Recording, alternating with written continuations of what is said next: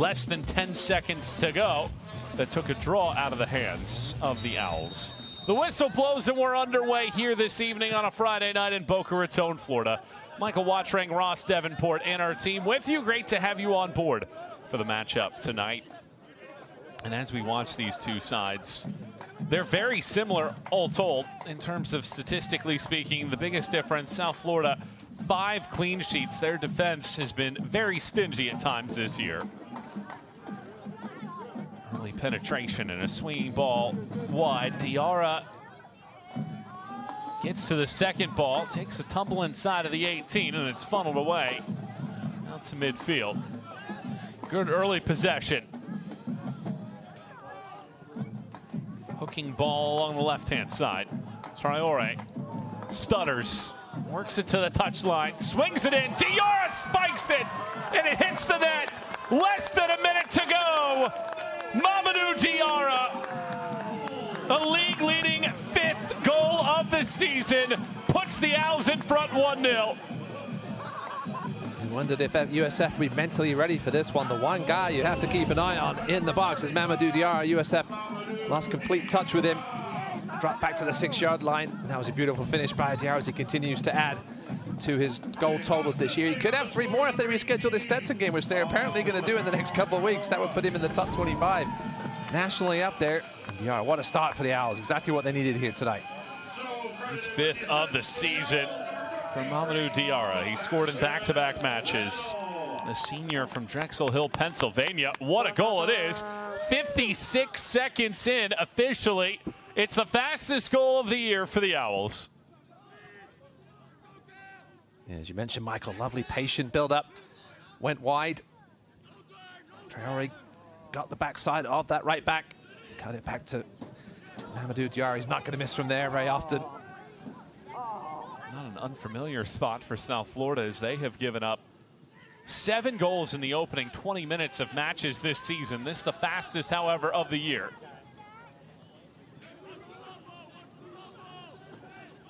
Now, how does this group respond? 2 losses, 1 draw when the opponent has scored first against South Florida on the campaign. And that is the first lead for FAU since beating North Florida on September 13th. They had not led in any of the last 4 matches that they had played. That was the last game you and I did, Michael. Last time FAU won as well. 3 points here. Would be massive, obviously still early on. Long way to go in this one. Gonna ask for a better start for the home team. As you mentioned, their run-in is a lot tougher than the Bulls. It's going to be a much different campaign for Florida Atlantic. All 4 of their losses this season have come by a goal. 3 draws as well, including 2 by 0-0 score lines. So what a difference this year could be for the Owls. And the question becomes, is tonight the night where they get everything corrected and upend South Florida, and this be the time of the year where they take that stranglehold on their season and make that push for the postseason?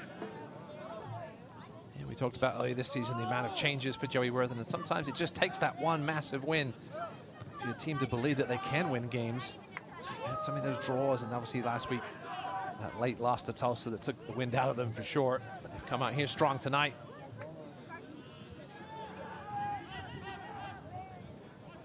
South Florida will now get a spell of possession. Marking ball to the sideline. Muller-Jensen chases it down. Debates his choices. Muller-Jensen pauses. An all-freshman pick last year in the conference.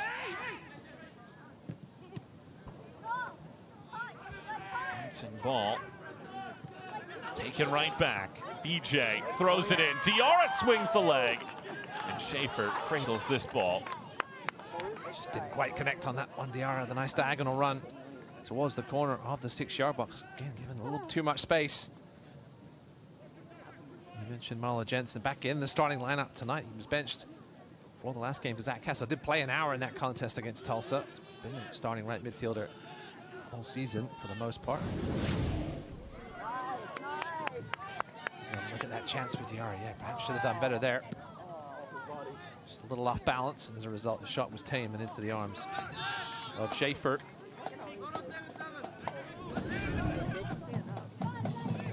Roll along this sideline for Muller Jensen.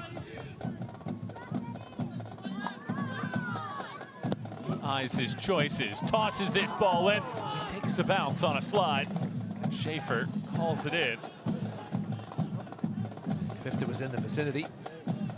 He's leading conference goal scorer this season, now tied with Mamadou Diop. Studenhoff, team's leading goal scorer, 4 of them for the year. Stanjic watches it drift past him and out for an FAU throw.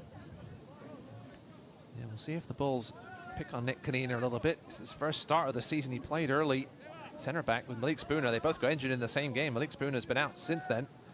Kanina just came back last week against Tulsa, only played a handful of minutes. That was the first time we've seen them try this left side. FAU rides a 4-match unbeaten run on the home pitch in American play. Haven't lost here since losing to Tulsa last September 16th. Turned into a nice night, however, here in Boca Raton, Florida.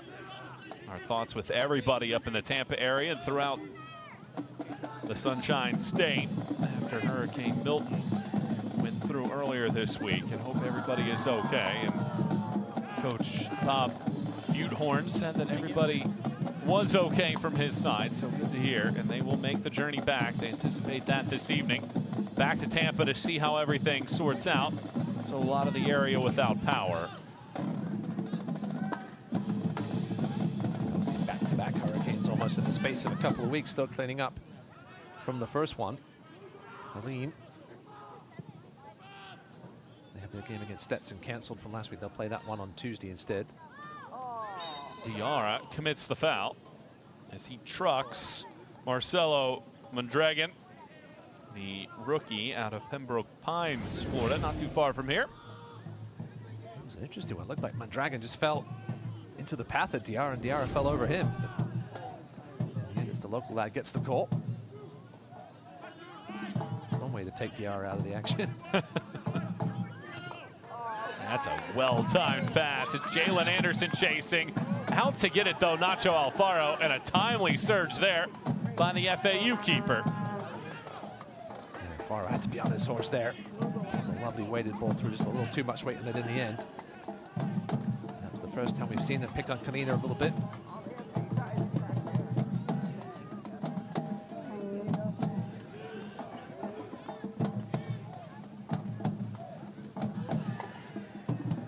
Chance to talk to Joey Wortham this week. We thought perhaps we'd see Krafala Toure at that right back spot. He's played there some this season in relief of Casper Hereford.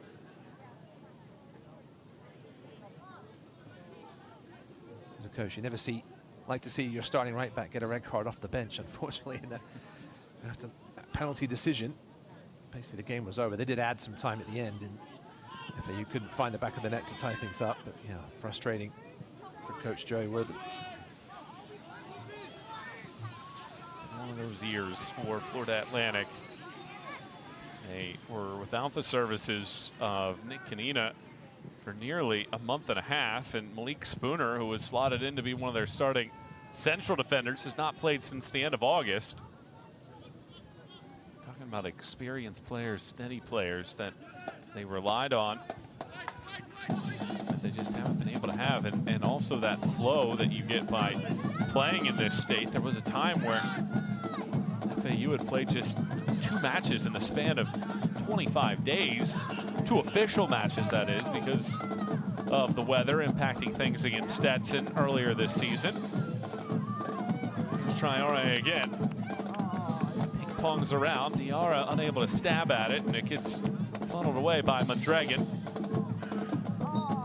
And a foul given. One good thing about this being a Friday night game is that if FAU win tonight, they would jump up into 5th. Above UAB and Tulsa, who play each other tomorrow. So they'll be hoping for a draw in that one, no doubt.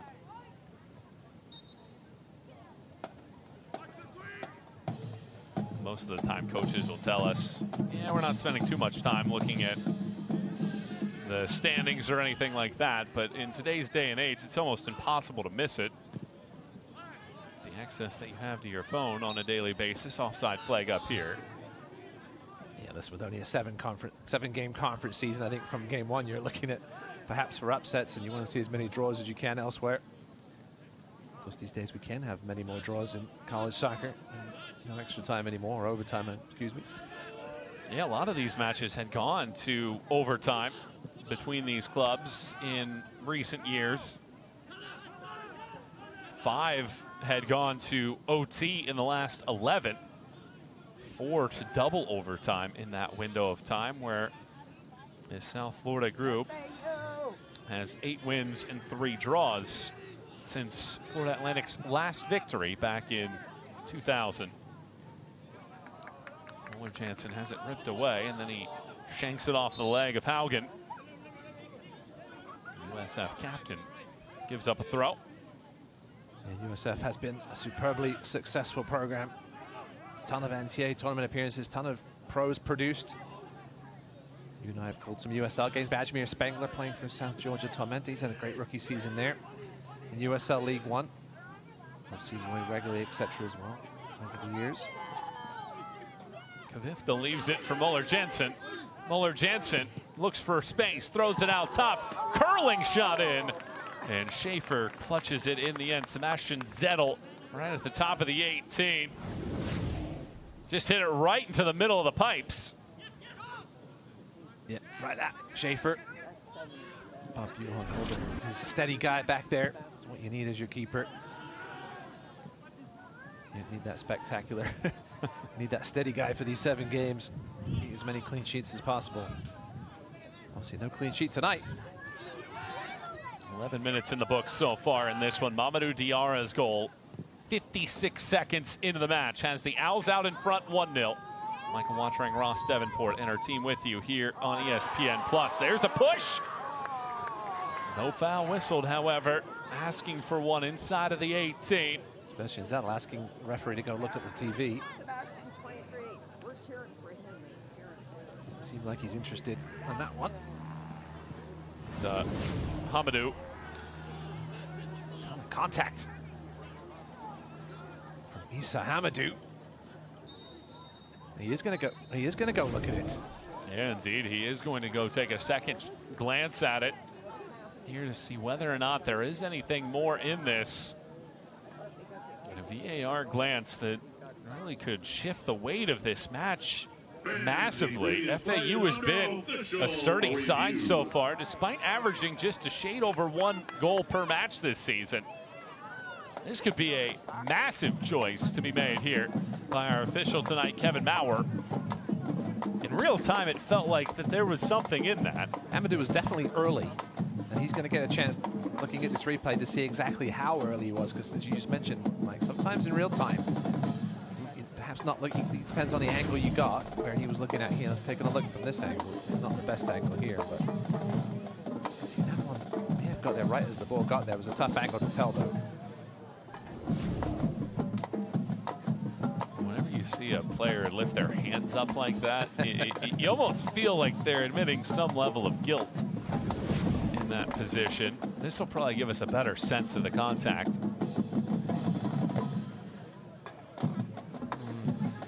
It wasn't as early as it looked, but he definitely comes through the back of him.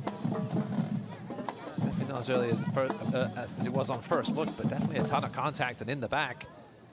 It was in a beautiful position as well. Certainly with a chance for a goal-scoring opportunity.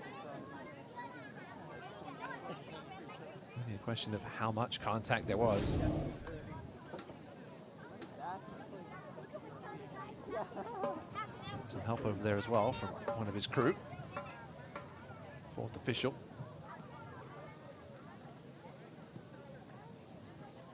Yeah, we'll chat this one over. This is an important moment in this match. Here in just the 12th minute, South Florida have only given up the first goal 4 times this year. Now after tonight,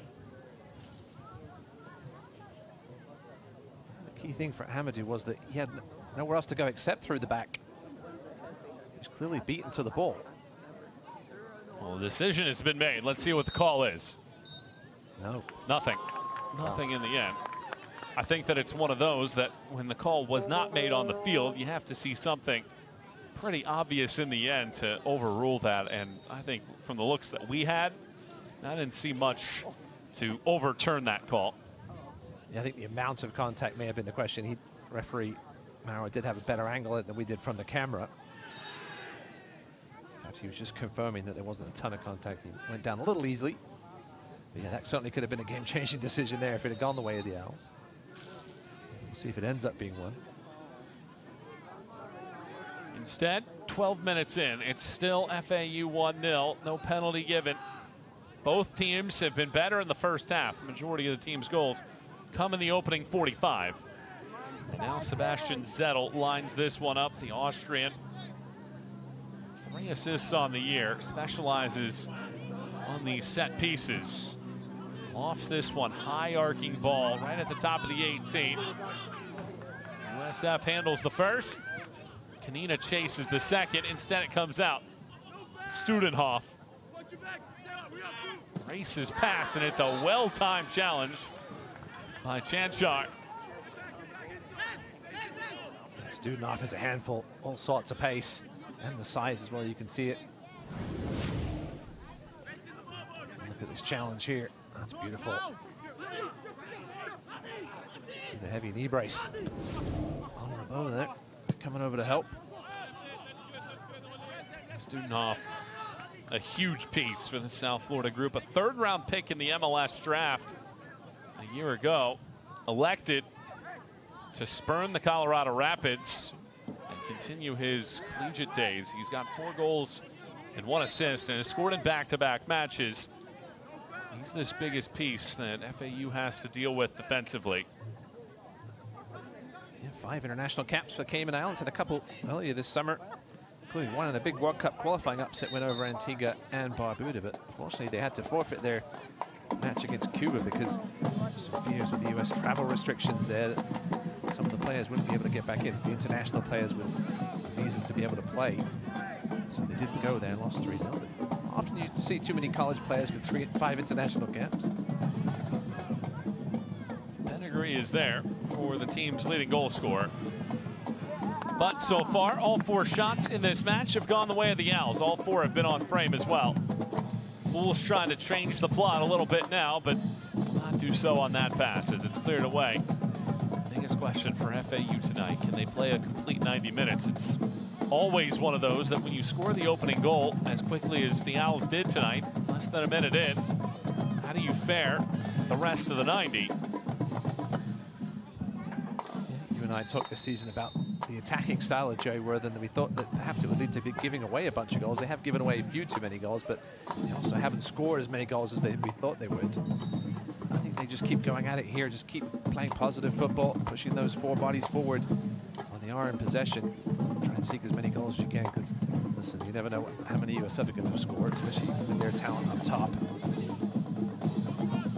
Kostanchik keeps this ball in. It takes a awkward direct. It's touched by the Bulls, however, and out for a goal kick. And the first real good push forward by the Bulls.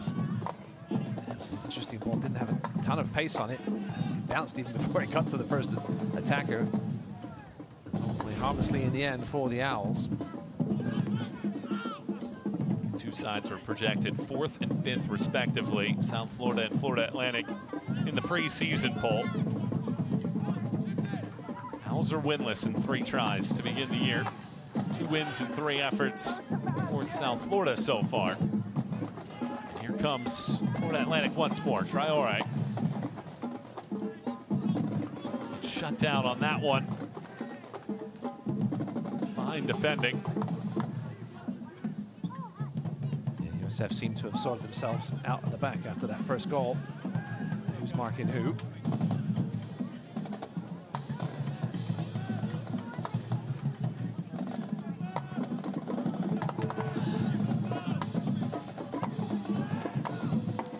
Coach Bob Budenhorn told me before the game that he likes development players, likes to have younger men on the field to be able to develop them, believes that that is part of his role as a coach, but also understands that you have to be able to bring in transfers, and that's what Studenhoff is, who has the ball there, and he draws the foul. a man that transfers from Manhattan, a senior, draws the foul, and it's a dangerous location for a free kick here for South Florida. Yeah, Zettel just caught behind. Stunov was just waiting for that contact. Now, yeah, perfect chance for perhaps a left footer to strike one.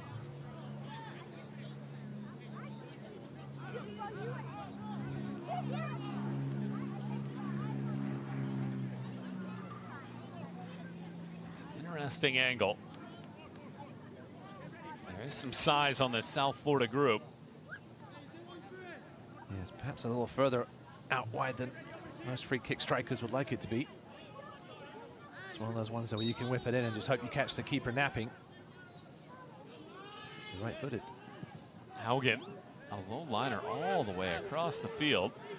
Hamadou. Not sure that was what was designed, Mike. Hamadou tosses it in. Mondragon back. Ervon. Haugen curls it around to the right side. Now this ball all the way over everybody and out. Alfaro watches it away, and really no testy moments right there from South Florida on what seemed to be a great spot to provide some sort of fireworks. It was clearly a training ground move, but there was some kind of miscommunication in the middle. I saw one player come back, but then didn't come back all the way to the ball, ended up rolling all the way across the top of the box harmlessly. Bob Buteholm will not be happy about that result. At least want to get one into the mix or get a shot on target or something to threaten Alfaro. He came out well once earlier tonight outside his box. You wanted to perhaps think about coming for that one and either not get there or get there late. Well, just all sorts of a mess from the Bulls. Stanchik runs into Kanina. No foul whistle. Kanina carries it out. Diarra gallops past one. Hooks this ball to the corner. Muller-Jansen. 1v1 now. Muller-Jansen, right-footed shot, whips in, and Schaefer punches it away. His teammates wanted to pull it back across. They had numbers. You can see once Jensen made that move to the right, he only had one thing on his mind, and that was striking it. Good distance out Schaefer in the right place to just palm that one away harmlessly. 4 saves already in this matchup for Schaefer. Sebastian Zettel prepares for the second corner kick of the evening. And Schaefer only one short of the 5 saves he managed last game. 2-0 winner over Temple. And now our official Kevin Maurer wants a word with a few players inside of the 6-yard box right in front of Felix Schaefer. Zettel resets. Sebastian boomerangs this ball in middle of the box. A couple heads away. Comes back out. Traore lines it up, whistles it in. Kvifte curls it to the corner pocket and shreds the strings to put the Owls out in front, 2-0.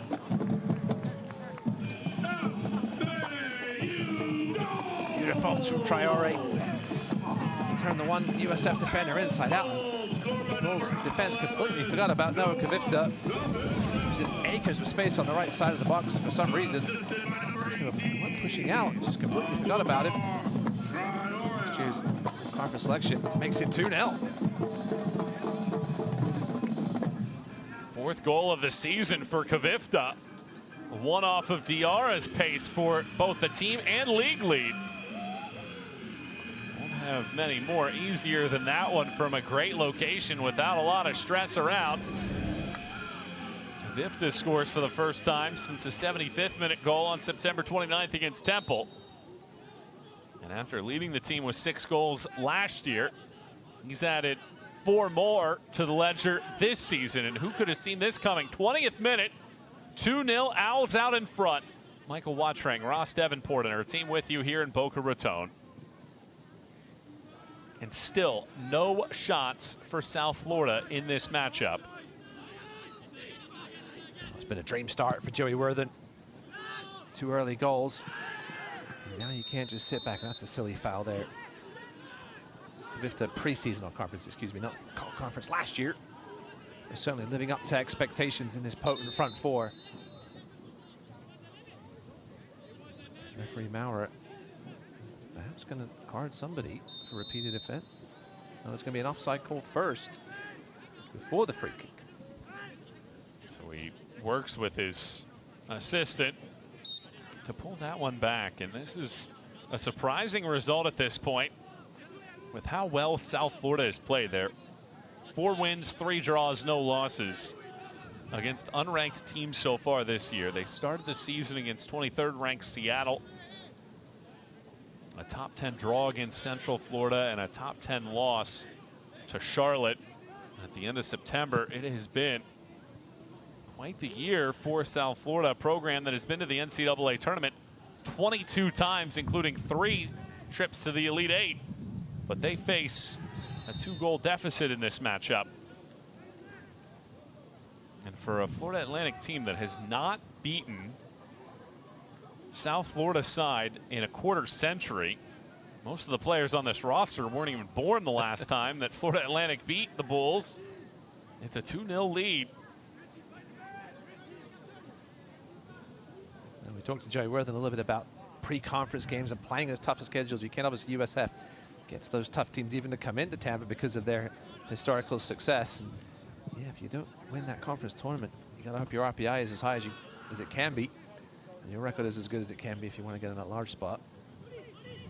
Here's a long distance strike that hurls over the top of the crossbar, and that's the first shot officially that will be off target tonight by the Owls. 6 out of 7 shots have been on frame. 2 goals so far. Putting a bit of a press on for the first time tonight.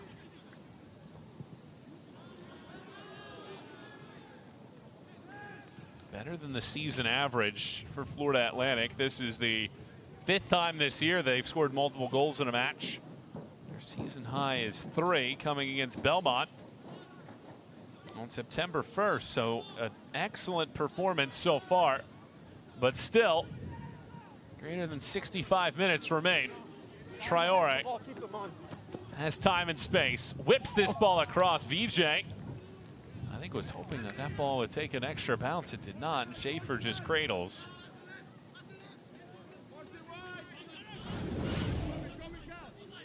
It's a little further away than it looked from the other angle. VJ getting forward, been playing more of a deeper role this season, allowing Zettel to get forward in that center midfield role. Pressure from Florida Atlantic, and it leads to a giveaway for just a fraction of a moment before Moeller Jensen has his touch let him down.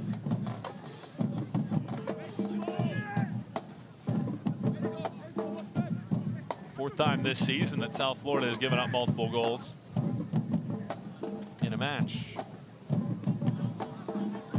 Given up 4 twice, obviously against very good opposition, but sorts of gaps in that USF back 4 so far.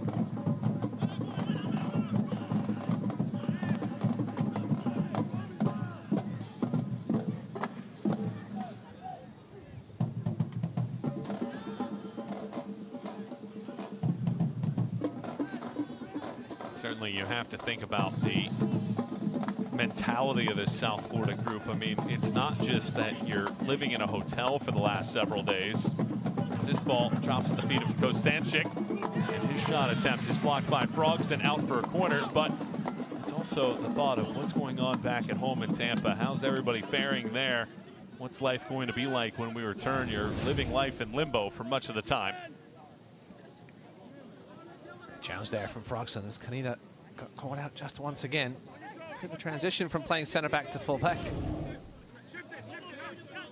Mentally, the focus, you have to think, hasn't been there 100%, Mike, for this team over the last few days. It's perhaps showed here in the first half of this first half. Stanchik, 3 assists on the season. 6th in the league this year. Whips this corner in. It misses a few different heads that were crashing in, and it eventually trickles all the way to the sideline before it's touched for the first time. That pass mishandled Diarra has it in space. 1v2. Diarra glides, crushes, has it blocked. VJ brings in the second. Traore whips it to the corner. That is a magnificent goal. Abubakar Traore with an excellent strike. His third goal of the season makes it 3-0 Owls. This time it was a mistake in possession by USF instead of out of position. The sloppy back pass looked like they got away with the mistake after the superb block, but Traore just looked up, didn't have a ton of help, and just saw that far corner and put it right in it. Raining goals here in Boca. That is a brilliant strike from Traore, the native of the Ivory Coast.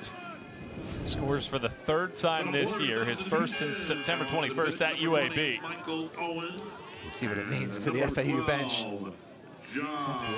Hugely disappointed group after that loss to Tulsa last week. They're taking it out on the Bulls here so far.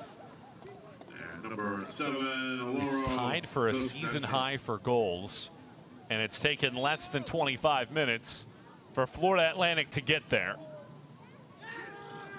It is a confident group and a prosperous first half so far for Florida Atlantic. Muller Jensen. How does South Florida respond now to this adversity? Being down by 3 on the road here in American play.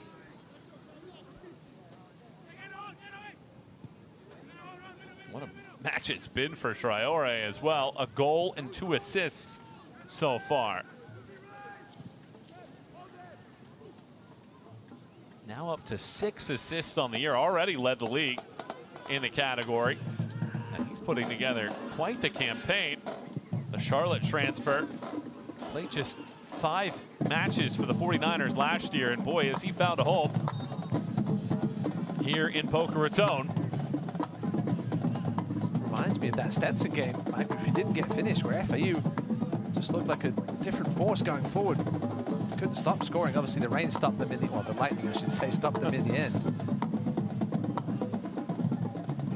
I thought this little 4-2-4 system that Joey Worthen uses when his team's in possession, that's offside. So what it could do when teams weren't able to handle it, just bodies flowing forward, and then USF has just handed FAU, they haven't handed them 3 goals, but they've handed them the opportunities to score 3 goals, and FAU has taken them.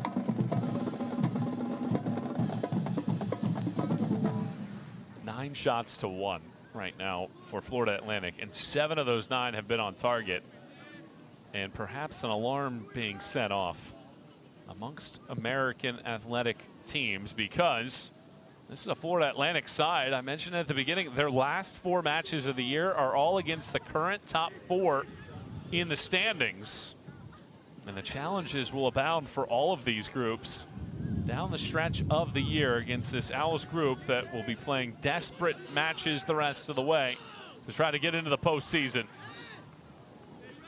As you mentioned, 9 points was enough last season to get them into 6th. A win tonight would get them to 4. They have to win, though. You'd think 2 of those last 3. FIU is not a long road trip, obviously. You do get Charlotte at home. Perhaps they'll have clinched one of the top 2 spots by that point. Certainly plenty of optimism here in this first half for the Owls.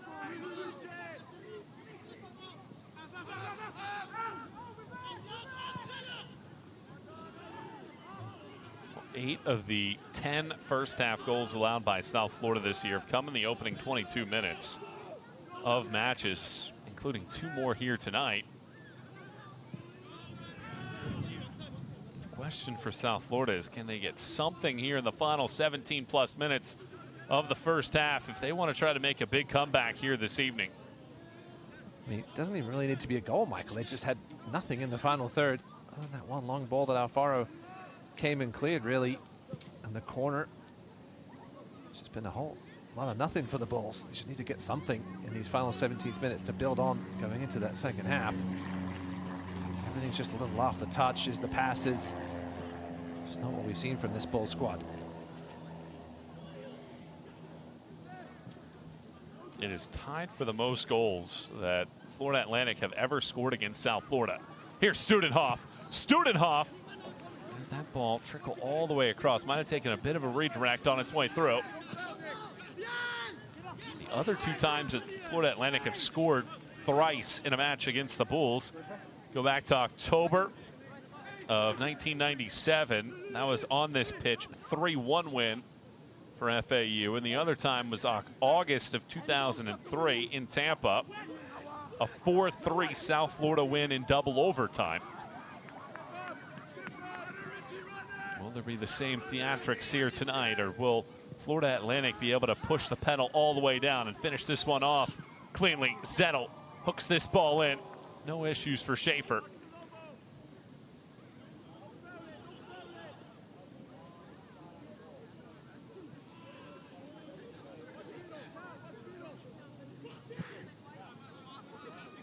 A lot of space on this side. Galloping over to try to latch onto it. And indeed able to do so. Michael Owens. One of the two subs used so far in this matchup by South Florida. And a couple more coming here. Substitutions for the Bulls onto the pitch. Number 6, Julio Plata, replacing number 16, Luis Servan.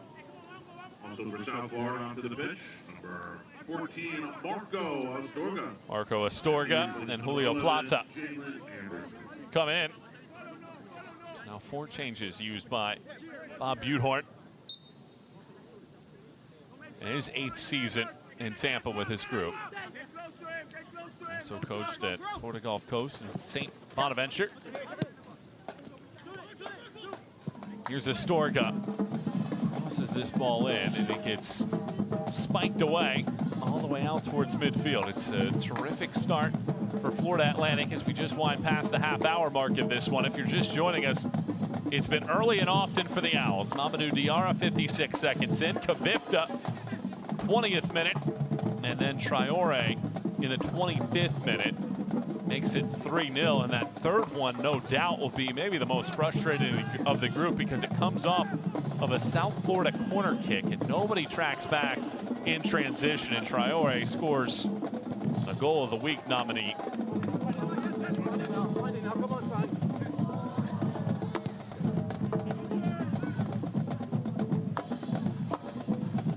Astorga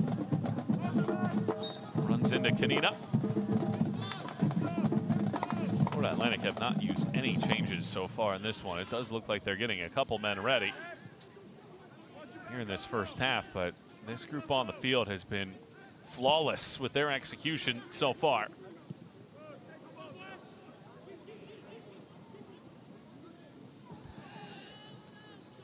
That ball taken away. Bulls into the 18. This cross goes in. Studenhoff was the target, and Frogson funnels it away. Yeah, Callum Frogson continuing his superb play this season. Certainly wasn't a shout for the starting, certainly wasn't a cert for the starting lineup coming into this year, but he's jumped in there beautifully and certainly going to be a contender for an all-conference spot if he continues things the way he has been this season. So unlucky with that penalty last week. Andreas Reisenen replaces Moeller Jensen. Here's this corner kick in. Alfaro. That's a terrific catch in traffic.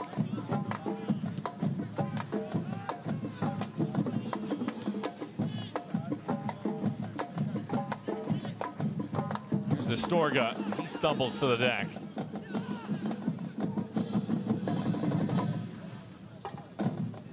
Traore chases after this ball. Traore lays it back. Kvifte winds it up. Doesn't make it past the second defender. Zettel hits this well. And Schaefer again has to get both hands on it to keep it out. FAU substitutions. Now into the match is number 9, Andreas Reisenen. And number 17, Matthew Alfred, checking in for the Owls. Replacing at number 7. So Rysanen and Alfred are in. First two changes for this group, Kvifte and Muller-Jansen. We'll sit the rest of the first half out here with less than a dozen minutes to go. It's going to be tough for a coach in this situation with seeing how well your team's playing. You don't want to make changes, but you know you have to get some fresh legs on there here. Zettel gets the honors here in the quarter. Curls this ball into the middle of the area. Schaefer doesn't get a hand on it. It's a second go at it now. Traore lifts it in. Frogson deflects. On the back post, it hits the crossbar with a flag up for offside.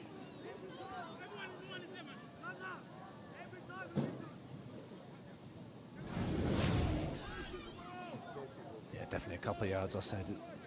I think it may hit the stanchion at the back there, but definitely a half chance. That ball was lifted back in. USF just 6s and 7s. Just having all sorts of trouble picking up players, making runs to the edge of the box and out wide. This front four of FAU causing all sorts of problems.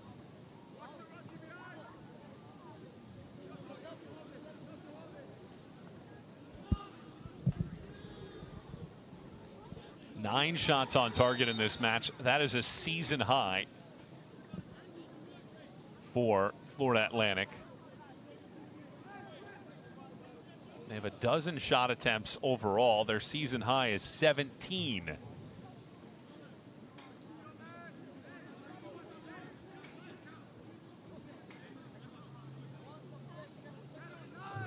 a chance for another one here.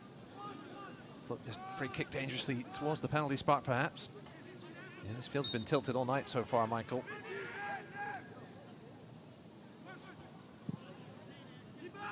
This ball in. Schaefer takes no chances. Good claim by the German. Too much air under that one.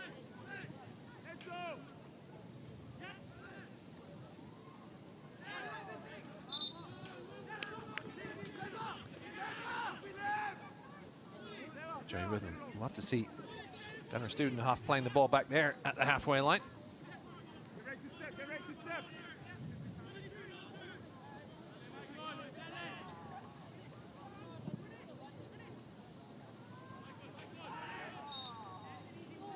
And that's a foul.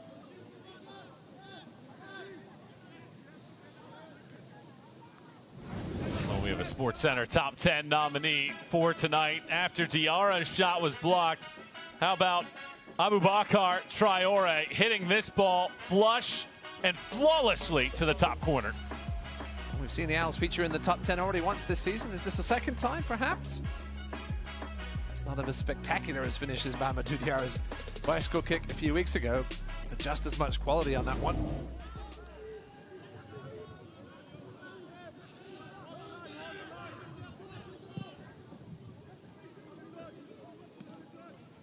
Will South Florida have any say here at the end of this first half?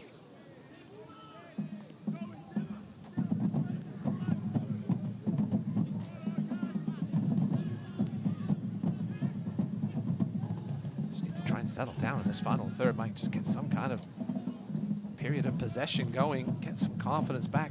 Again, first touch, sloppy passes, just letting them down. FAU forcing them backwards here again. Arcing ball, Studenhoff is offside. It's the fifth offside tonight for USF as well. Timing just a little off. It's been a great job as well by the FAU backline to keep that high line, which is tough to do against a man with the pace of Studenhoff. You mentioned at the beginning too, South Florida hasn't won a road match this year. They haven't won one in almost a calendar year. When they beat Stetson 3-2 on October 17th of 2023. And tonight the hole is large, 3-0 for Florida Atlantic in this match, and a confident Owls group despite entering the night tied for 7th on the table. Traore curls this ball, looking in the middle of the park. Diarra and Alfred were there. Now Zettel takes it away. Rysanen gallops. Diarra misses it. Otherwise, he could have added a brace and a fourth. Just more sloppiness at the back from the Bulls. Gave that one away. Just through the legs of Diarra in the end. Just couldn't get it out from under his feet. A little jog, yeah? Diarra could certainly have had a hat-trick tonight already. Would have been his second of the season. I know, I'm running with you. I'm right there with you. Technically, it's not officially yet. Not officially, yes. We'll have that whenever they resume the Stetson match. Let's go, come on, let's go. Have about, what, 40 minutes to play in that one or so. This ball thrown in. Traore's had her over the top of everybody. Hey, remember, you don't have to listen.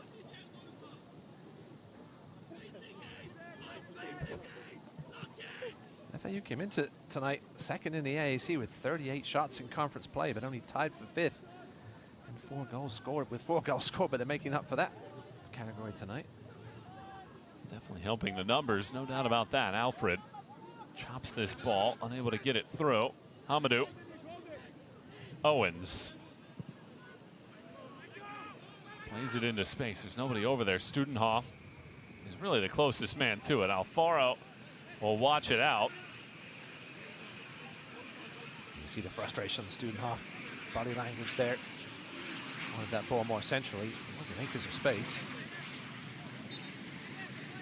Studenhoff twice on all Metro Athletic Conference selection. 12 goals, 7 assists with the Jaspers of Manhattan, but hasn't really had an imprint on this one. This ball out wide of the 18. Dodging and darting. Mondragon spins it in. Doesn't make it past. Chanchar. And with 5 minutes to go here in this first half, it is all Florida Atlantic out shooting South Florida 13-2. Mamadou Diarra, Kvifte, and Traore have all scored for the Owls here tonight. 3 goals in the opening 25 minutes. For a Florida Atlantic side that haven't won an AAC match this year, and a South Florida group that could have ended this weekend with some help as the top team in the league. 2 wins and 1 loss so far in American play. Michael Watring, Ross Davenport, and our team with you, guiding you through the final 4.5 minutes of half one of the 20th edition between these programs. Owens is open on this left-hand side. Owens slices it out, and there is the frustration from Studenhoff. That looks so promising in the beginning, but ultimately Owens doesn't do anything with it. Yeah, that sort of summed up the night so far for the Bulls. Owens in acres of space, perhaps too much time to think about what he had to do. Kani was coming over to help. Yeah, that was off the back stanchion. I mentioned obviously the #1 seed in this tournament, in this competition, the postseason tournament gets to host, which is obviously massive, as well as getting the bye into the semi-finals. That's part of the picture, and that's part of the race that these two sides are trying to achieve. For South Florida, it's getting that top spot. For Florida Atlantic, it's just booking their ticket.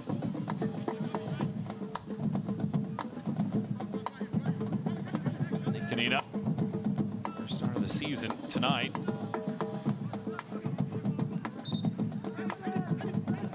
Throw in for South Florida.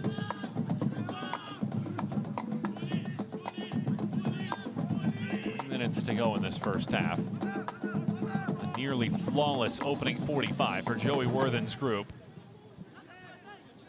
The other thing, as you mentioned earlier, Mike, about this being a Friday night game is that everybody in the American is likely watching. A little difficult when you're playing all at the same time like the other 3 games are tomorrow night. But yeah, you have to think this is certainly an eye-opening performance in this first half for many of those teams, especially those ones at the top that were thinking, oh, well, FAU are going to be a rollover. Not so much. Tomorrow night, it's FIU at Charlotte, Memphis at Temple, and Tulsa at UAB. The 3-match slate starting at 7 p.m. Eastern. Owens dances.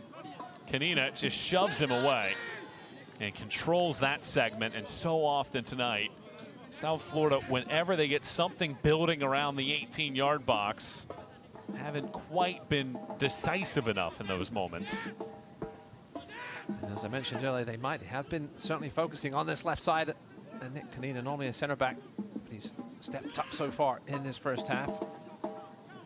been out of position a couple of times, but has made up for it with his athleticism and pace. 100 seconds to go in this first half. Florida Atlantic looking to ride the ship out, and this would be, I would imagine, their best half of the year, considering the circumstances. Studenhoff tracks it down. And ultimately, the slide tackle of Chanchar pokes it off of the all-conference pick back at Manhattan.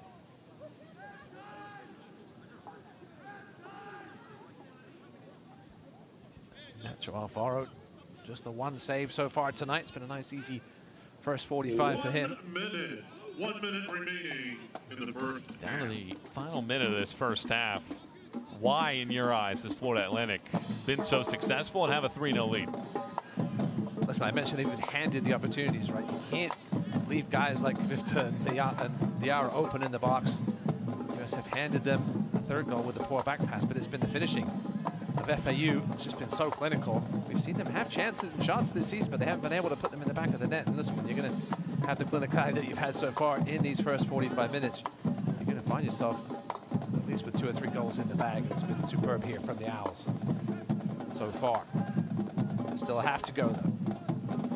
Under 20 seconds to go. Last chance for South Florida. But they're going in the wrong direction. Down to the final 10 seconds of play here. They have to push this ball forward as quickly as they can.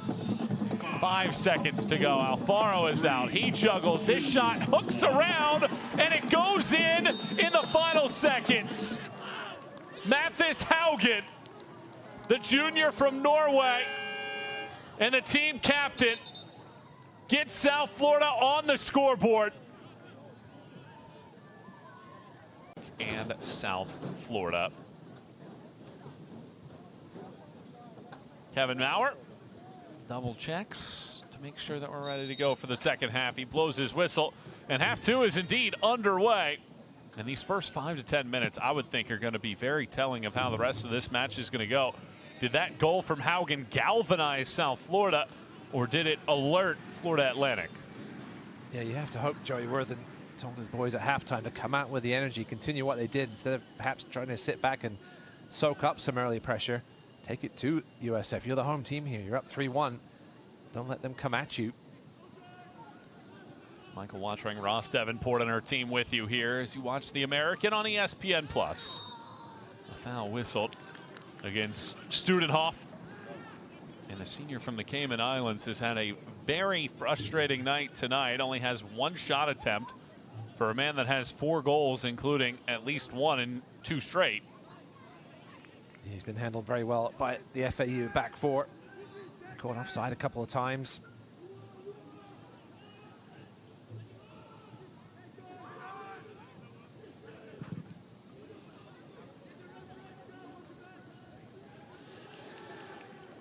Ball goes out of play. It's a throw-in for Florida Atlantic. Owls this year came in number 2 in the AAC in goals against average, giving up 1.2 per match this year. However, 7 of the 11 have come in the second half, and 4 of those 7 have come in the final 10 minutes of play. Another glance at the first foul, and now we get another one as well, and this is going to be a booking on top of that, as South Florida is the first team that gets shown a yellow card here in this matchup, and it comes in the 47th minute.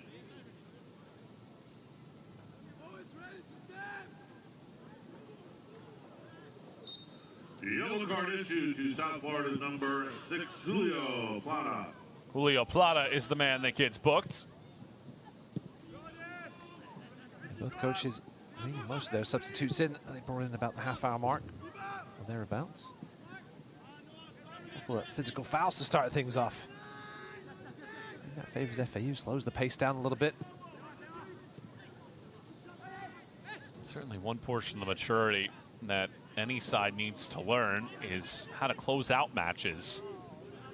And things had been going along so smoothly and just on cruise control until that last strike from Haugen at the buzzer of the first half. That's why it's a 3-1 matchup, and things can get very testy if the Bulls are able to get a second here. Along this right sideline, it's brought in by Adekunle.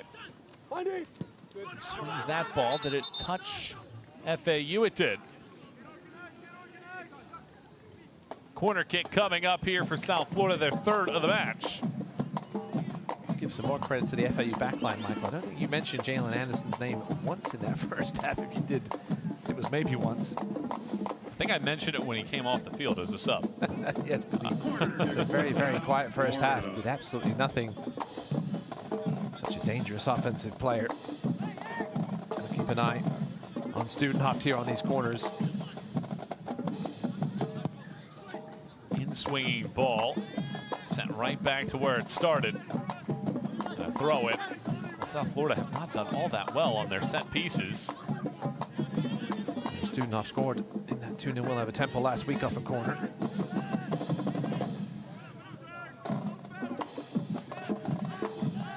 Richard Thompson Jr. retreats. Mondragon. All the way across the field.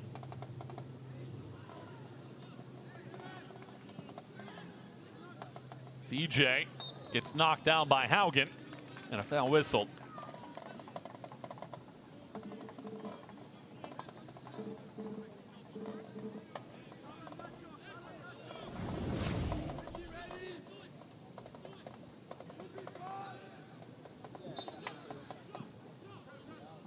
Florida Atlantic, no question, being told at halftime, manage this game. Find ways to see through the matchup. Up 3 goals in this match at one point. At home, 3 points, a necessity for a group that only have 1 so far in 3 American matches.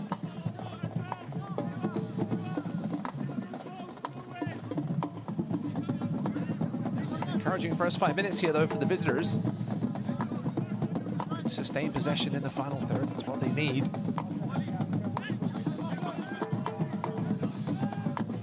Studs involved. 5 for Kostanjic. They've been non-factors so far tonight. We obviously know what they can do with just 1 chance. That long distance shot from Isa Hamadou.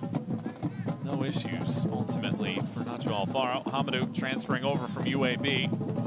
Appeared in 5 matches with the Blazers. Speaking of UAB, I saw they were the #1 team in the preseason men's basketball poll earlier today.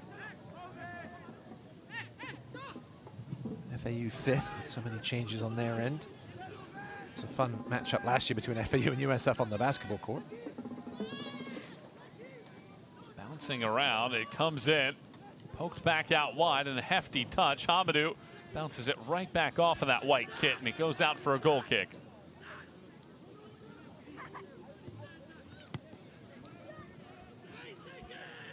Basketball season will get going, what, a couple of weeks?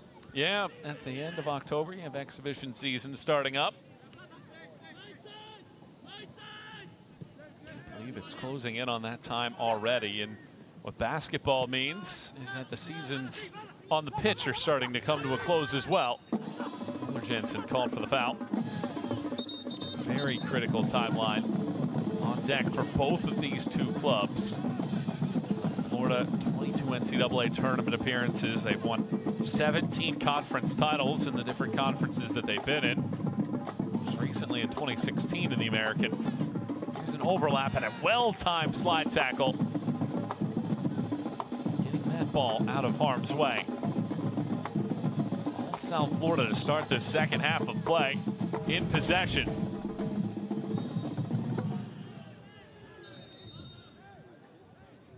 The referee was trying to play advantage there. Bring it back for the foul. Yeah, FAU still looking for their first ever NCAA tournament appearance. Came so close a few years ago, losing to Kentucky in overtime. And the CUSA title game as we set Nick Kanina down, perhaps. He's gone the distance so far. That's the man from England. Kanina had played 58 minutes in the span of 3 matches, only 10 minutes last week in his return. from injury, so he's trending right in that direction of matching his season total for minutes played in this one after playing the entirety of the first half.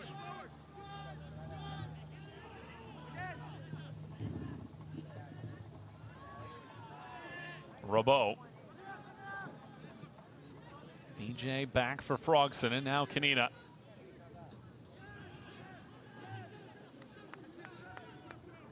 A stop and a start. Into the 18. Ricocheting around. Out top, Muller-Jansen was salivating, but it gets pushed away from him.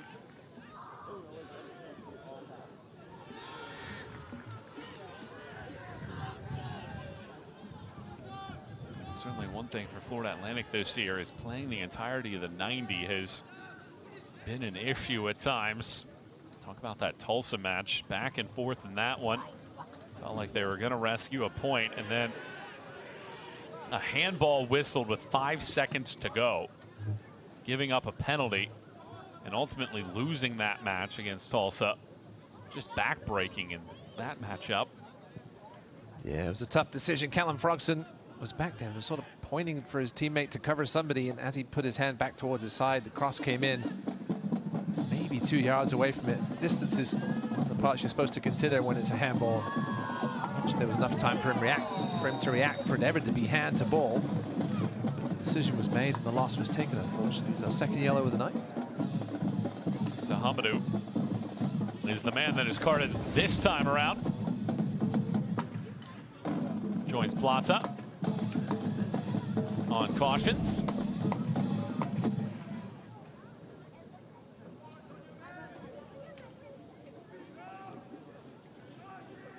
Well, after that onslaught of chances from Florida Atlantic in the first half, 13 shots. They've not registered one so far. 9 minutes into half number 2.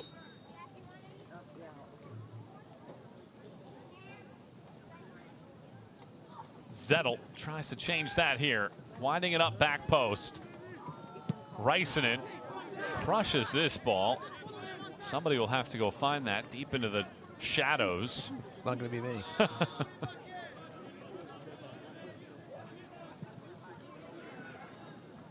Careful of the burrowing owls back there. All over this campus.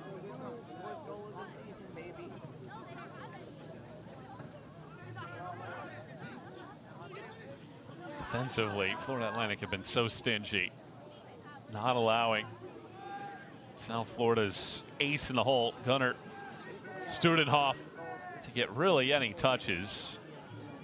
We don't have the true analytics that you would at the higher levels, but can't imagine that he's had a great deal of touches overall for the match. I mean, the opportunities that he's had have been shut down immediately after getting possession. Just the one shot so far. Yeah, you have to assume coming into a game playing against a guy with his physical and technical talents that he's going to get his chances, and you just got to limit them as much as you can, or limit them to non-quality chances. That's exactly what FAU have done so far tonight, even in this second half. Limit those quality chances to those outside, limit the chances to those outside shots, those half chances. Alfaro goes to chase after it, and Alfaro will have that ball go out. He also got hurt in the end.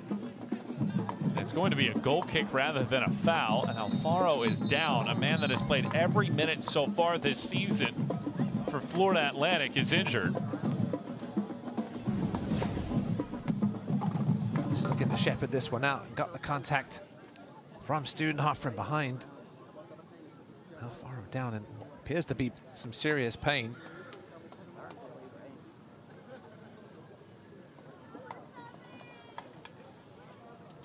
Boys down the pitch. Injury timeout on the field. Alfaro injured. 810 minutes played. Thank you. This season, 3 clean sheets. The other 2 keepers on the roster, Zach Clary is a junior from Pensacola, a transfer from LSU Eunice. Take another look at the injury there. And Francisco Ranieri, the sophomore from Buenos Aires, Argentina, that spent time in MLS Next Pro with Inter Miami's second side.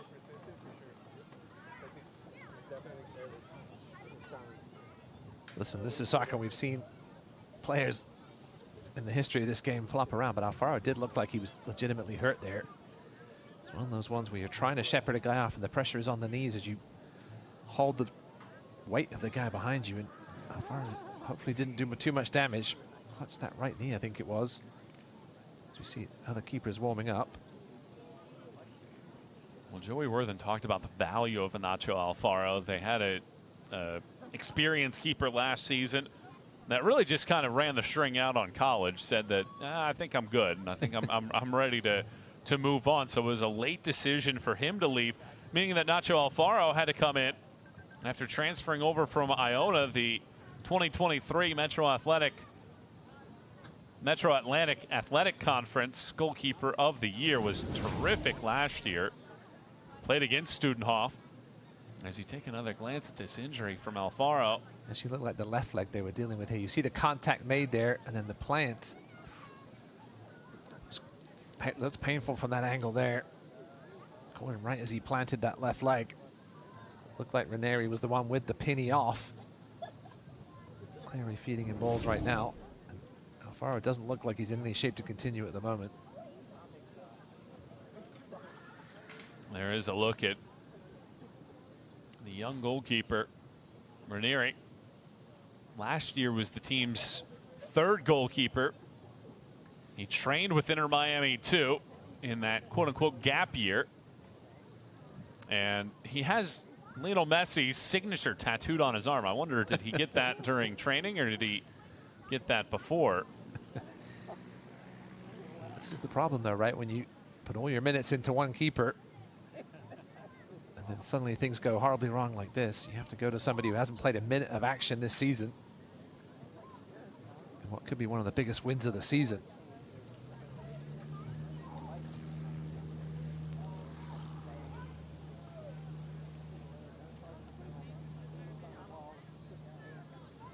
You can get as much action in training as you want, but nothing that compares to conference play, especially when you only have 7 games and the pressure that's on here, knowing that FAU need this win so badly. Well, it's the one position on the field that is unlike any other, and I'm not talking about from a technical perspective. I'm talking about you never see teams substitute on and off keepers, even in those matches where you're up big. Typically, you do not bring in your second keeper. It is starting to change a little bit. Coaches are starting to be more aware of that and try to get those players some more opportunities, but neither of these two teams have used a reserve keeper at any point this season. And while you can do that with your field players consistently throughout the year, you don't have the same luxury to do that with your goalkeeper. And because of that, you have players that train consistently throughout the season but never get live game minutes. And here we are sitting in the middle of October, and that could very well be the situation here for Florida Atlantic, with Alfaro still trying to get his bearings set. Walking very gingerly too.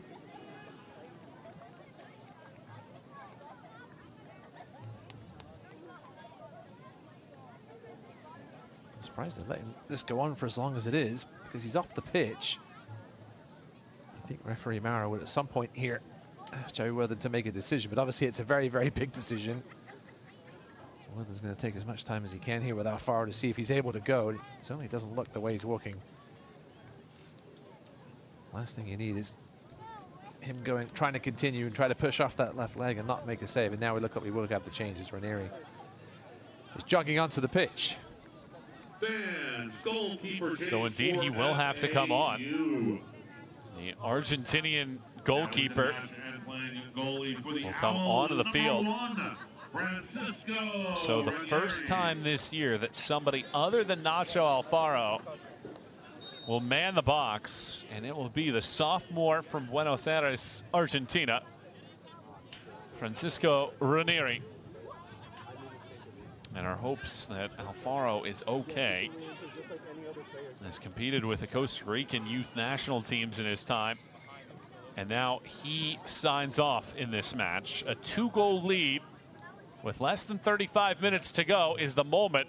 And now if you're South Florida, more than anything, you want shot attempts just to see what Ranieri looks like in there and give him something to think about. That's worked well. Through the middle of the park, this one goes. Plata funnels it in. Ranieri stumbles. Bodies are loose, and it's kept in play. There is no whistle. The most decisive of decisions there by the young keeper. It's the last thing you want to see him coming off the bench as the ball comes sliding through the middle like that, and you have to make a decision. He made it late, did Rene? He was never going to get there. Luckily, the ball bounced in FAU's favor. You want to get your hands on the ball as early as possible, no matter what it is. Just claim across, or see a fourth goal going. Muller Jansen was the target of that pass from Kvifte. He does eventually rescue it back. But the pass given right back to Richard Thompson Jr., the Jamaican. Well, things have gotten interesting in the last 15 minutes of game action after it felt like very much this is going to be an easy one for Florida Atlantic tonight, scoring the first 3 goals of the match. But a last-second goal in the first half by Mathis Haugen made it 3-1. And now the team's goalkeeper, who was the MAC goalkeeper of the year last year, is done for the time being. And I say time being because in college in the second half, you can bring them back into the match one time. But I would imagine that Alfaro, unless he is completely healthy and good to go, but from what we saw, it did not look like that would be the case, that he is done for the night, and it is on Ranieri. There's space in the middle of the field here, but the flag is up. The central defenders closing the gap just enough. Yeah, USF have done a poor job all night of running along that back line and trying to stay onside. Another look at it here. Oh, this was the, sorry, this was when Ranieri, oh, I thought this was the one where Ranieri came out. That was the offside call.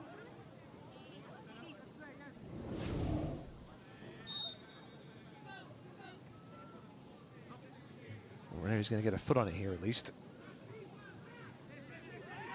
He just got his hands on it too. I'm not going to count that. Ranieri throws this one down the field.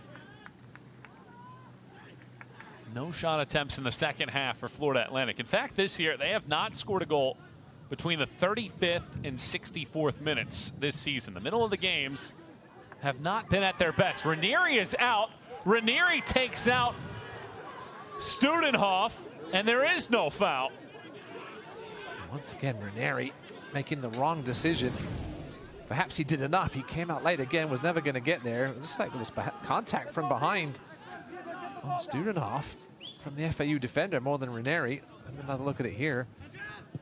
Callum Frogson certainly just clattering into the back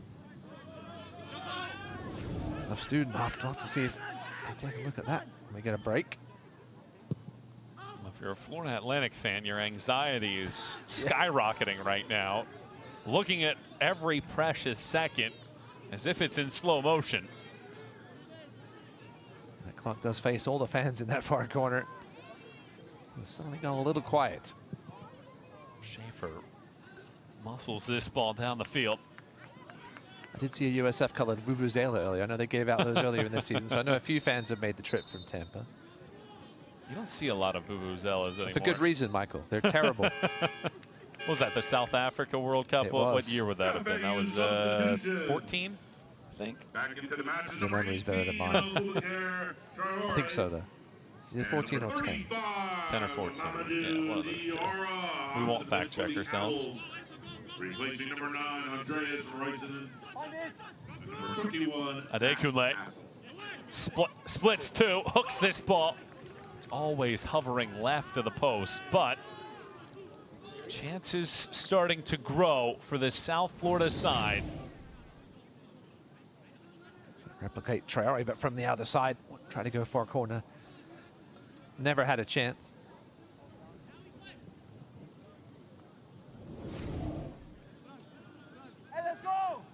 Closing in on the 1 hour mark of this matchup, and it is a matchup filled with storylines at this point. Entering the night, South Florida had not won a road match. Florida Atlantic had not won an American Athletic matchup.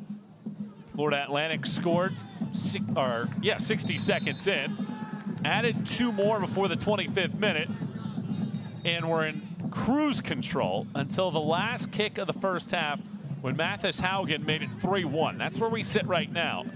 And then in the 56th minute, Florida Atlantic's goalkeeper picked up an injury on a loose ball with Studenhoff, and he is out. Had played every minute this season for the Owls. And the first collegiate action of his career for Francisco Ranieri, the sophomore from Argentina, sees himself between the pipes. Michael Watring, Ross Davenport, and our team with you here tonight in Boca Raton, Florida. Glad to have you on board. Zettel hooks this ball, back post, doesn't reach its target initially. Diarra lays it back. Traore. Diarra once more. Swings it wide. Traore gets an angle. Bodies collide. Thompson Jr. does well. And now coasting up the sideline. Adekunle gallops past two defenders, but goes in the wrong direction and leaves it for Plata.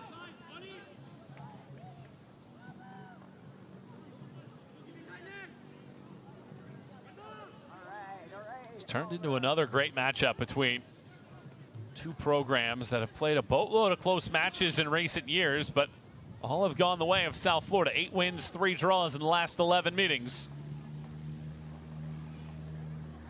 Diarra gets taken out from below. The ball won cleanly, however. Astorga gets fouled.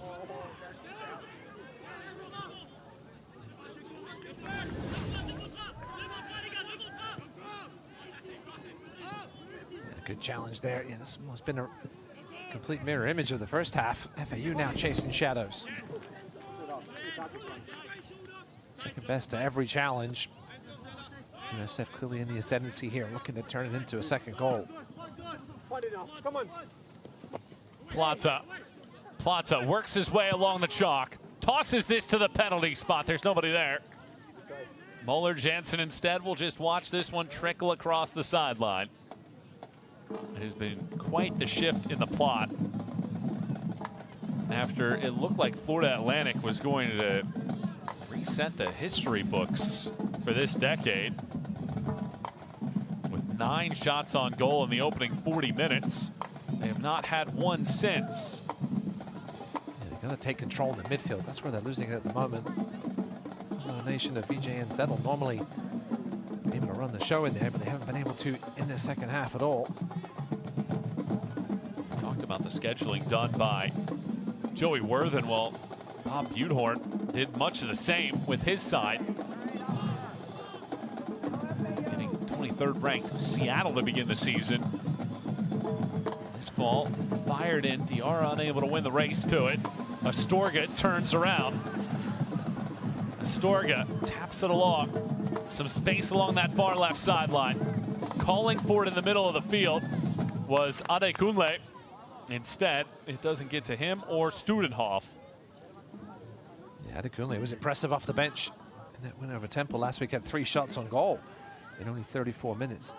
He's been impressive since coming on here too. Looking to get forward at every opportunity. Watch out. Here's Traore. He has space for Kvifte. Instead, leaves it for Diarra. Diarra chooses the left foot. Diarra blasts this one high. First shot of the second half for Florida Atlantic comes 20 minutes in. Yeah, not sure if Traore made the right decision there. Yeah, Kvifte, acres of space on his left. Instead went to Diarra, whose shot was always going high off balance from the man from Mali.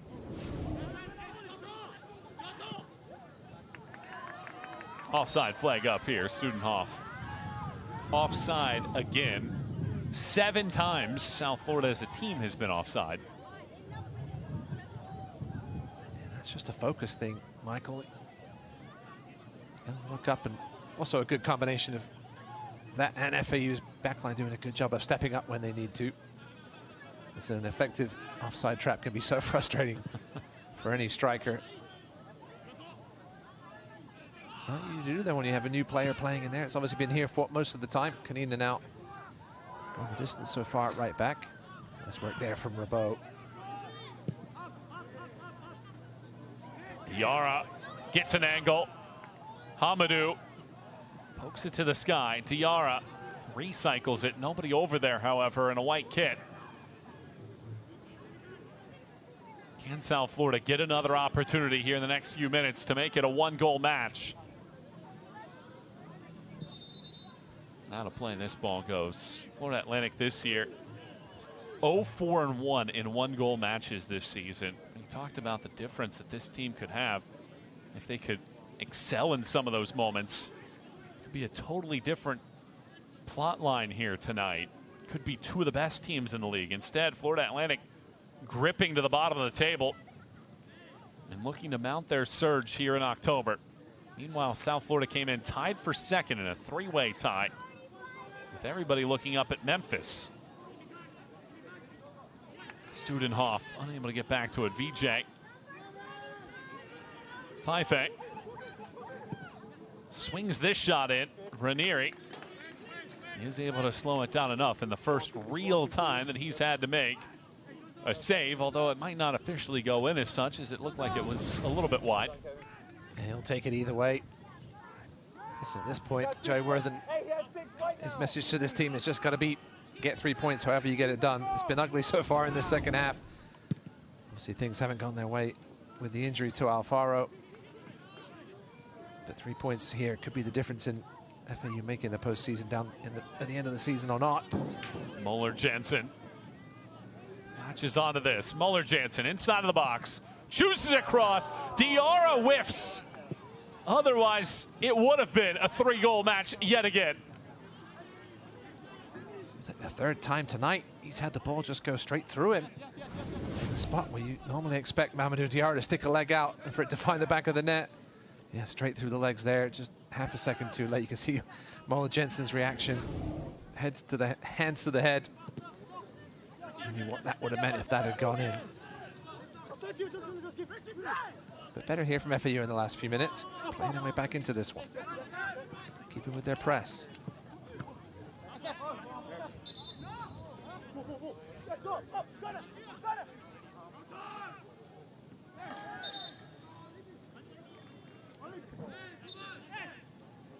A high boot whistled on Astorga. So free kick for Florida Atlantic. Traore, a goal and 2 assists tonight. Gets the angle, lofts it in. Kvifte heads it back. Muller-Jensen was hopeful. Cleared away, however. Importantly for FAU, they've got past the halfway point now of this second half. Haven't allowed that second goal. Ranieri hasn't had to make any kind of crucial saves, just that one chance there a few minutes ago.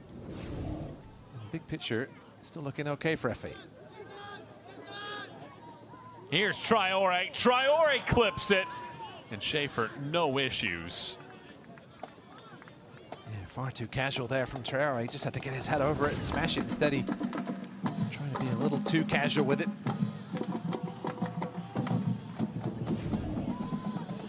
Better signs here for Florida Atlantic. Into double figures in shots on goal in this matchup. Since 2020, it's just the second time that the program have achieved that. The other time, August 24th of 2023 at Lipscomb, they put 10 shots on target in a 6-4 win. Not quite the volume of goals tonight, but a 2-goal lead, much like that night in the Music City.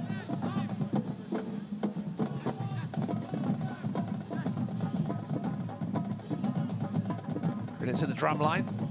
Doing their work all night. As always here at FAU. You've been dancing a little bit. Another offside call. Just racking them up. 70th minute of play. 3-1 Florida Atlantic looking for its first win over South Florida in 24 years. Got off to a 3-0 start. Diarra, Kvifte, and Traore scoring in the opening 25 minutes. Haugen got one back for South Florida on the final kick of the first half. Nacho Alfaro, Florida Atlantic's starting goalkeeper, who had played every minute, was injured in the 56th minute. And replaced by Francisco Ranieri, who made his collegiate debut tonight for the sophomore from Argentina. And South Florida 7 shots in the match and more offside than shots, 8-7 so far in this one. Love that stat. USF fans won't. It's been a frustrating night still. But haven't been able to take advantage of the momentum. This ball thrown in, it's an acrobatic clearance, but Diarra gets to the second ball.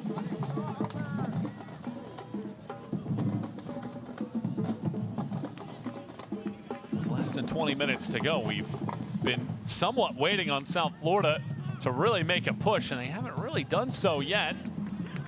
But here's a chance that works itself too far off of the boot of Astorga, or Owens rather. Owens circles back. Just haven't seen enough of Studenhoff tonight if you're a South Florida fan. Astorga is fouled, and Florida Atlantic is going to be booked for the first time tonight. Settle maybe. Too much better than that challenge from behind. Take another look at it here. Oof, yeah, just clipped him. It's his 5th yellow card of the year. Yellow card issued to FAU's number 23, Sebastian Zettel.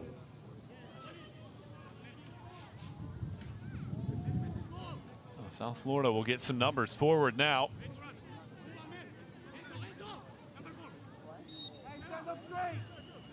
Astorga has the task. Lofts this ball. It's to the back post. There's nobody over there. Ranieri has to watch it arc around him and out for a goal kick. And how many times tonight has South Florida had a free kick in dangerous locations or in the attacking half and just not been able to connect with somebody to really make it dangerous enough? Yeah, the basics just haven't been there tonight. The first touch, the offside, you mentioned the set piece delivery.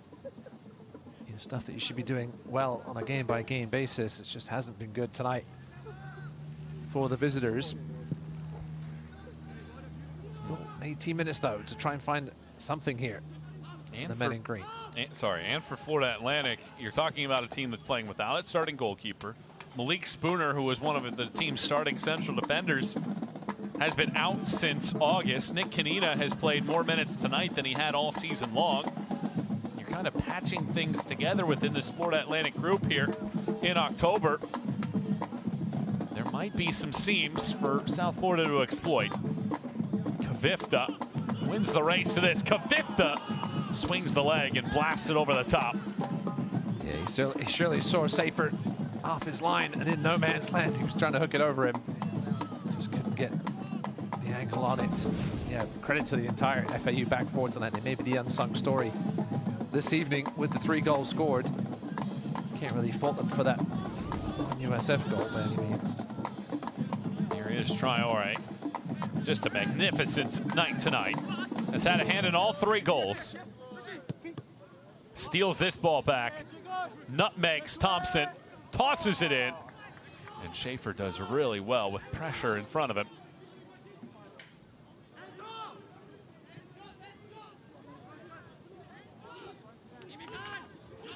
Plata. Adekunle. 2 players that didn't start the night, but have played every minute of the second half so far. Adekunle splits 2. Astorga lines it up. Diarra shuts down the initial chance. Astorga in. Ranieri saves the first. Second shot attempt. Ranieri passes 2 tests for the first time in his career.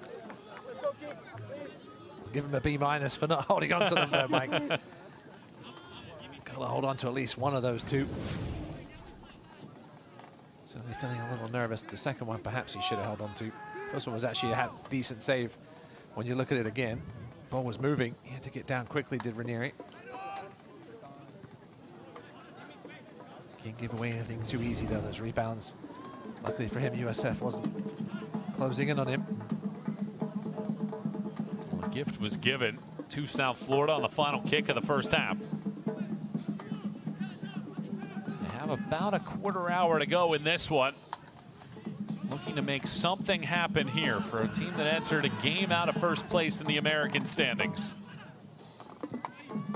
A bit of a stumble, but back to his feet is Plata. Plata chops this ball in. Studenhoff brings it down. Studenhoff debating, throwing it over, and Owens skies it. Substitutions.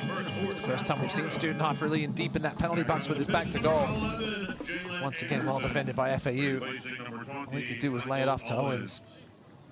Certainly want that one back, just snatched at it.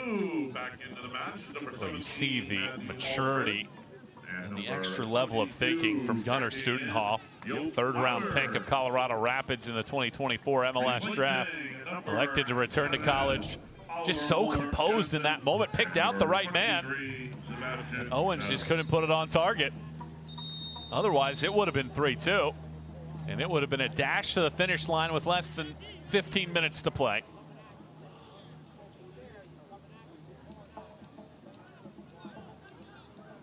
Jalen Anderson back on for the visitors after that disappointing first half. Florida Atlantic have not won a match in 28 days. Tonight was the first lead that they had since that win against North Florida on this pitch on September 13th. You also see Joop Walters come in, the senior for Moeller Jansen. Moeller Jansen had a good start to this game. It's just sort of faded away. Adekunle skies this ball again. South Florida starting to find some chances. Will they be able to convert one of these here in short time? Adekunle turning on the Jets there, making Rabot look like a statue. He went to the ground. You can see Rabot's right leg heavily strapped up. Joey Worthen talked to us earlier this season about that knee. Bit of a recurring issue, but he's playing through it and playing well tonight as part of that solid back four. Shots are 7-3 in this second half in favor of South Florida after they had just 4 shots in the opening 45. Didn't register their first until after the half-hour mark. Adekunle will not be fouled, even though it looked like he got a little of something there. Instead,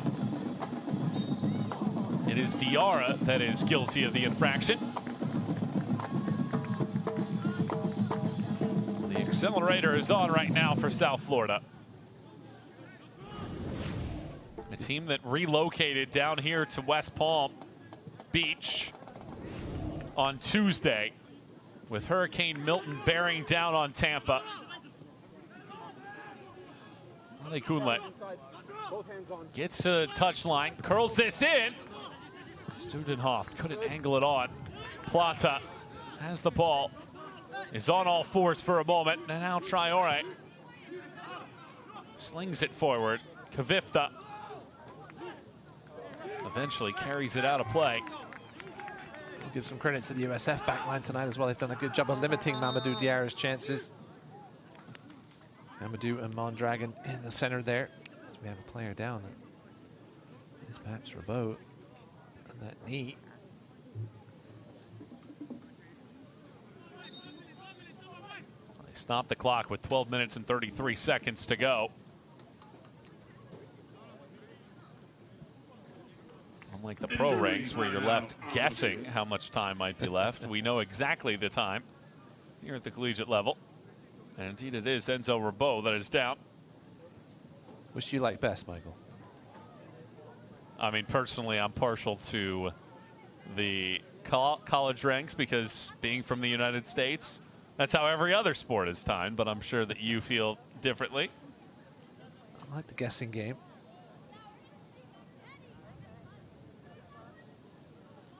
We Americans like buzzer beaters. We like the last second heave rather than the guess of exactly how much time is left. That's fine, that's fine. Although I'm sure sometimes there are college teams that do prefer the running clock rather than the steadfast ending to matches.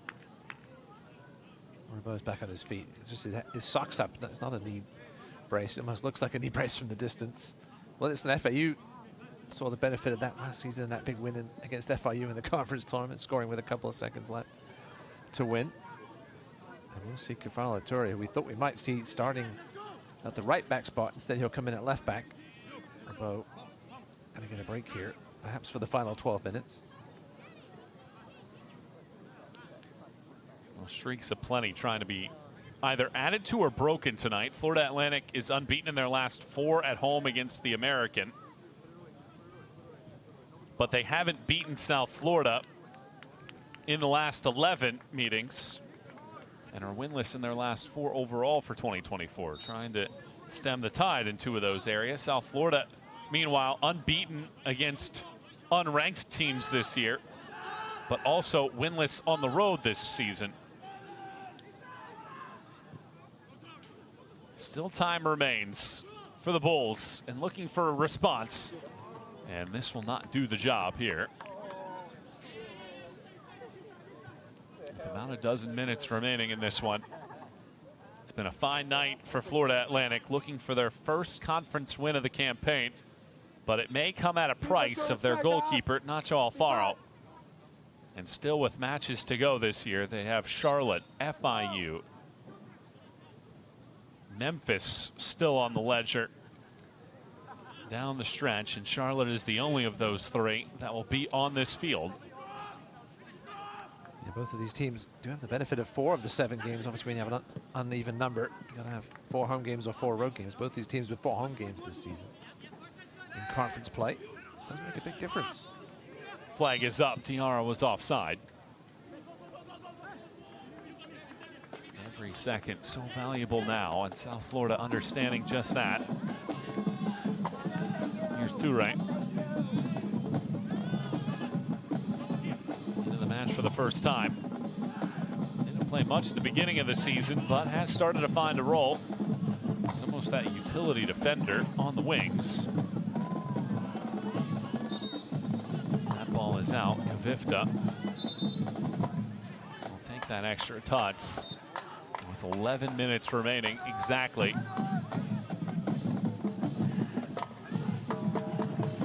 South Florida in desperate need. Their only goal came on a last-second lofting ball in that Alfaro didn't handle all that well. That ball stays in. It's really well played. Thrown through the middle. And it's cleared away. Anagunle was able to get that ball in. Now Kvifte chases with Hamadou. 80th minute, 3-1 Florida Atlantic out in front. Diarra less than a minute into the match opened the scoring. Kvifte in the 20th minute. Traore added a goal to his 2 assists in the 25th. Owls led 3-0 until the final kick of the first half when Haugen scored. And shots in the second half are 7-3 in favor of the Bulls. In this American bout on ESPN+. Michael Watring, Ross Davenport, and our team taking you through the final 10 minutes of tonight's 20th meeting between Florida Atlantic and South Florida.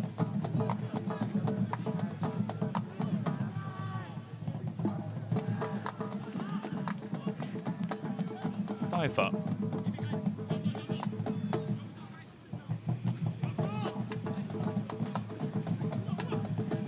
Back by Traore. Say how deep he's playing.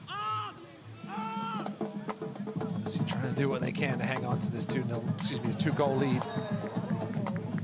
It's a little silly there, but it does take a few chunks off the clock. Kvifte committed the foul and will not be shown a card at all. Despite being in the mix on a few different occasions.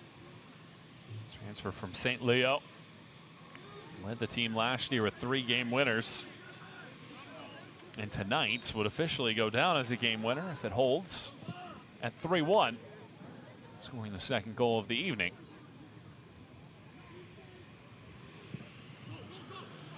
Traore is the only man in the target of that. Toure and Traore.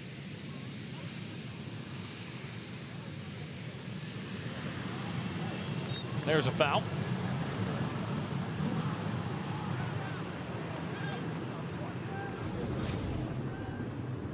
Kvifte just dragged down there. Take it, give the round of applause. Give the round of applause, I should say.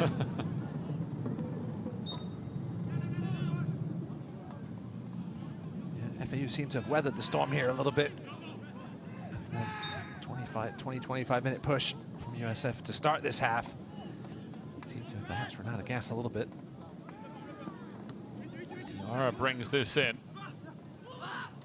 Traore, Kvifte, an excellent touch. Kvifte right back up top. And with that spillage, Walters had a chance to put the nail in the coffin. Oh, superb first touch from Kvifte. That ball was fired in there with a ton of pace. You can see here, just off his knee and into his path, and good save in the end by Schaefer. Just leading that way. Kvifte sort of opened the body up. It looked like where he was going to go, but comfortable save in the end. Good height for Schaefer. Kvifte should have perhaps done a little better. Studenhoff will be called for the foul.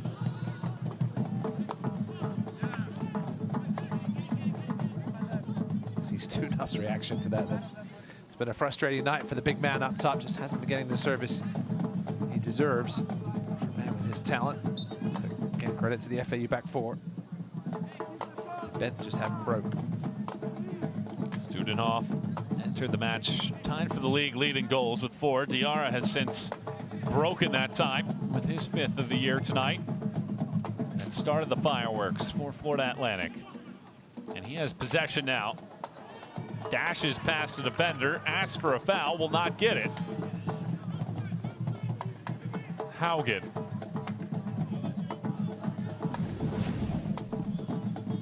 Look at that claim here. Just half stuck a little knee out. That's what Diarra wanted, but he certainly was looking for the foul. Ranieri, who's been composed since those first couple of forays out of his box, or at least off his line. Hasn't had to do much since then, thankfully, for FAU, and for him.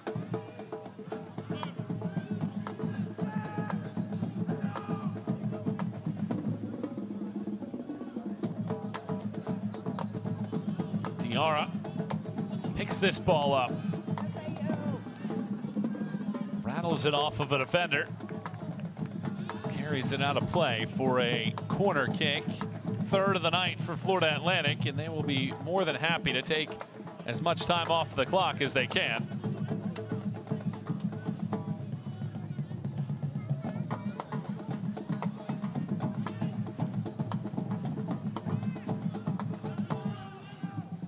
BJ just about walking. I mean running to get this one.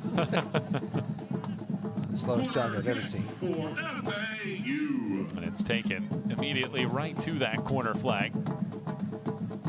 Zettel falls over.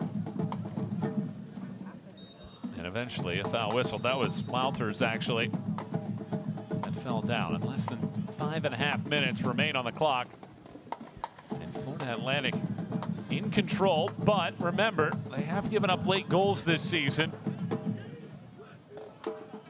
4 in the final 9 minutes of matches, including Tulsa's game winner with 5 seconds to play in their last one.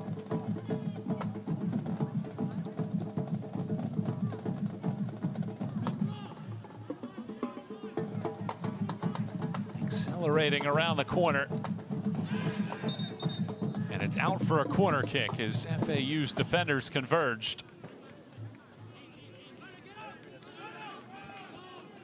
Storga races into the corner flag. Corner kick for South Canadian had to be Florida. careful there. He was beaten. Be careful not to get the takedown. There was certainly some claims for a penalty. Canadian perhaps just enough shoulder to shoulder. And shepherded out by his teammate. Marco Astorga arcs this ball in. Ricocheting around. Mondragon had a chance on it. Diarra comes over. Mondragon goes down. And the whistle blows with Mondragon holding his face. He's making appeals that there should be a penalty here.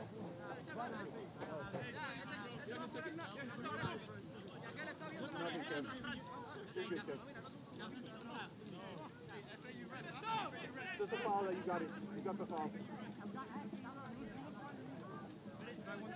A drop ball. Perhaps just a stoppage for the head injury.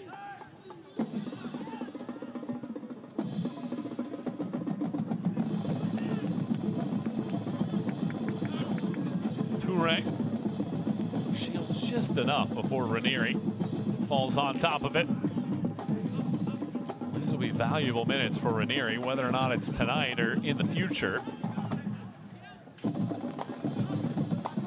Alfaro obviously doesn't have to play in that non-conference game midweek, so he will get time to rest, but not a ton.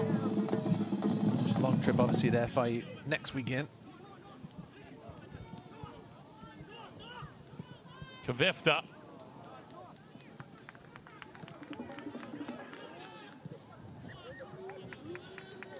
Anakunle.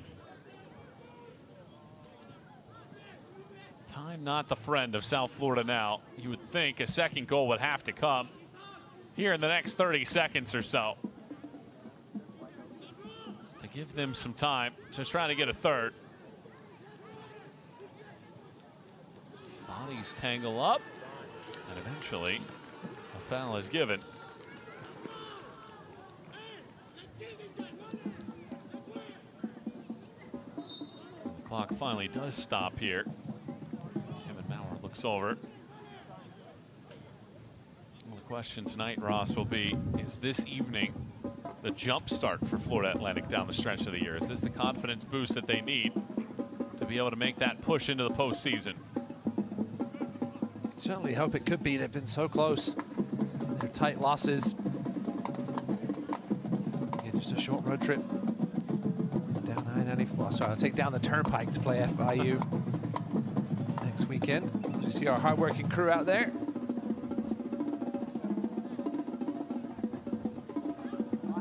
Yeah, only time will tell whether this is going to be the win that leapfrogs this FAU season. Jump starts this FAU season, I should say. Certainly they want the win they've been looking for, right? I don't think many people thought it would come in this game. It's certainly not at this level, where really, if not for an uncharacteristic mistake by Nacho Alfaro, instead of punching the ball away, he tried to catch it. This would be a clean sheet and perhaps a dominating, resounding victory for FAU. Would we look at the second half differently? You think if it was 3-0 versus 3-1? I'm not sure. I think USF would have still come out the same way. I think the second half performance has been solid from FAU. They've done what they've had to do. Limited the quality chances for USF side that it's had games where it hasn't put a ton of goals away, but it certainly is capable of it. Their stars tonight certainly haven't showed up. Back line continues to flourish for Florida Atlantic. Second best goals against average in the league this season. Traore hooks this ball, back post on the run. It went out of play, and with 95 seconds to go. Closing in on the finish line of this matchup. The last time Florida Atlantic beat South Florida, you have to go back to September 13th, 2000. A 2-1 win on this field. It's 3-1 now with 75 seconds to play. It would match the largest decision for Florida Atlantic in the 20-match history of this series with an October 10th, 1997 3-1 win.